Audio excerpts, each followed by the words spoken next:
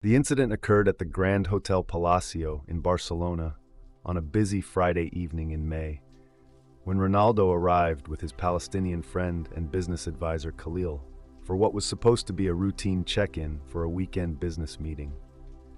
But the welcoming atmosphere that had characterized the hotel staff's treatment of Ronaldo during previous visits immediately changed when they noticed his companion, whose Palestinian passport and Arabic name seemed to trigger security concerns and administrative complications that had never been mentioned during the reservation process or previous stays. And what should have been a simple accommodation became a confrontational situation that revealed systematic discrimination disguised as hotel policy and security procedures that were selectively applied based on guests' national origins rather than legitimate safety considerations. Khalil Mansour was a successful investment advisor who had been working with Ronaldo for 4 years on charitable projects and business ventures throughout the Middle East and Europe. And his professional credentials included degrees from prestigious universities, partnerships with major financial institutions, and a reputation for integrity and expertise that had earned him clients and colleagues throughout the international business community. But none of these qualifications seemed to matter to hotel staff, who appeared to view his Palestinian identity as automatically suspicious and potentially dangerous, regardless of his personal background, professional achievements, or association with one of their most valued customers whose preferences and requirements had previously been accommodated without question or delay. The first sign of discrimination came when the desk clerk spent an unusually long time examining Khalil's passport and documentation, while Ronaldo's check-in was processed quickly and efficiently. And when Khalil was asked to provide additional identification and travel documents that had not been requested when the reservation was made, it became clear that he was being subjected to scrutiny that was based on his nationality, rather than standard hotel procedures that were applied equally to all guests,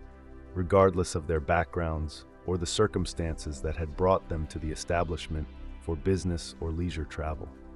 The explanation that the hotel manager provided when summoned to address the delay was filled with euphemisms about security protocols and special procedures that were required for guests from certain countries. But his inability to specify what security concerns justified treating a business advisor differently from other international travelers revealed that the discrimination was based on prejudice rather than legitimate policies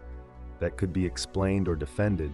through rational arguments about safety or legal requirements that applied to all hotels operating in Spain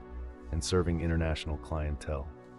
Ronaldo's initial attempt to resolve the situation diplomatically by explaining Khalil's professional background and their business relationship was met with polite but firm insistence that hotel policies could not be waived regardless of guest relationships or recommendations. But when the manager suggested that perhaps Khalil would be more comfortable staying at a different establishment that was better equipped to handle guests with his particular documentation requirements, the discriminatory intent became obvious and unacceptable to someone who had witnessed too many examples of racism disguised as administrative necessity or security concern. The confrontation that followed was witnessed by other hotel guests and staff who gathered in the lobby as Ronaldo's voice rose to demand specific explanations for why his business partner was being treated differently from other international travelers. And when the hotel manager continued to cite vague security policies without providing concrete justifications that could withstand scrutiny, it became clear to everyone present that they were witnessing discrimination based on Palestinian identity rather than legitimate concerns about documentation, travel history, or any other factors that might justify differential treatment of hotel guests who had made reservations and provided required information. "This man is my business advisor and close friend," Ronaldo announced loudly enough for the entire lobby to hear. "He has been traveling internationally for business for over 15 years. He has valid documentation and confirmed reservations. And the only reason you are refusing him service is because his passport says Palestine instead of some other country that you find more acceptable." which means you are discriminating against him based on his nationality, in violation of both Spanish law and basic human decency that should characterize any establishment that claims to serve international guests without prejudice. The hotel's attempts to justify their position became increasingly desperate and contradictory as Ronaldo pressed for specific explanations that could not be provided because the discrimination was based on prejudice rather than policy. And when other guests began expressing support for Ronaldo's position while criticizing the hotel's treatment of his companion, the situation escalated from a customer service problem to a public relations disaster that was being recorded by multiple witnesses who were posting footage of the discrimination on social media platforms where it would reach audiences far beyond the hotel lobby where the confrontation was taking place. The manager's suggestion that Ronaldo could stay at the hotel while his friend found alternative accommodation was rejected immediately and emphatically, with Ronaldo making clear that he would not accept services from an establishment that practiced discrimination against his companions, regardless of the inconvenience that finding alternative lodging might create for their business schedule. And his decision to leave the hotel, rather than accepting discriminatory treatment of Khalil, demonstrated the kind of solidarity that was rare among people whose own comfort and convenience were not directly affected by prejudice directed toward others. The departure from the hotel was accompanied by Ronaldo's public statement about what had occurred. His clear identification of the treatment as discrimination based on Palestinian nationality, and his warning to other international travelers that the establishment's policies were not applied equally to all guests, despite their claims to welcome visitors from around the world. And this public criticism generated immediate attention from media outlets and civil rights organizations that had been documenting patterns of discrimination against Palestinian and Arab travelers in European hotels that practiced selective enforcement of policies that were used to exclude unwanted guests while maintaining plausible deniability about prejudicial intent. The legal action that followed was initiated not by Ronaldo, but by anti-discrimination organizations that used the high-profile nature of the incident to challenge hotel policies that violated Spanish and European Union laws prohibiting discrimination based on national origin. And the case became a precedent-setting example of how celebrity witness testimony could be used to document and prosecute discrimination that was often difficult to prove when victims lacked corroborating evidence, or public platforms that could amplify their experiences and generate pressure for accountability and policy changes. The economic consequences for the hotel were immediate and severe, with boycotts organized by civil rights groups, negative publicity that affected their reputation among international travelers, and loss of business from customers who chose to stay elsewhere rather than supporting establishments that practiced discrimination. And while hotel management attempted to minimize the damage through public apologies and promises of policy review, the fundamental damage to their reputation had been done through their treatment of Khalil and their handling of the situation when confronted about obviously discriminatory behavior. Khalil's response to the incident was characterized by dignity and professionalism, despite the obvious humiliation and frustration he had experienced. And his decision to speak publicly about the discrimination was motivated not by desire for personal revenge,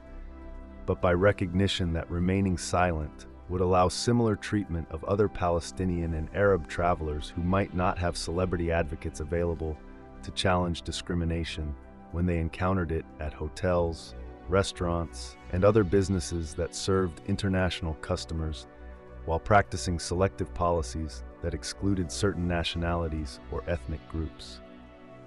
The foundation program that emerged from the incident focused on combating discrimination in hospitality industries, providing legal assistance for travelers who faced prejudicial treatment based on their nationalities or ethnic backgrounds,